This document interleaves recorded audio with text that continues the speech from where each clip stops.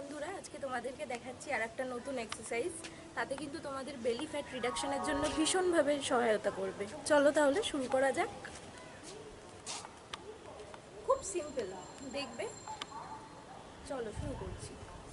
1 2 3 4 5 6 7 8 9 10। এতে কিন্তু তোমাদের বেলি ফ্যাট খুব তাড়াতাড়ি কমবে, আর এর সাথে থাইটাও প্রচণ্ড স্ট্রং হবে। এক্সট্রা যে ফ্যাটগুলো থাকবে অবশ্যই রিডিউস হতে সহায়তা করবে। 11 12 13 14 15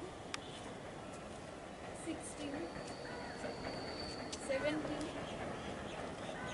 18 19 20।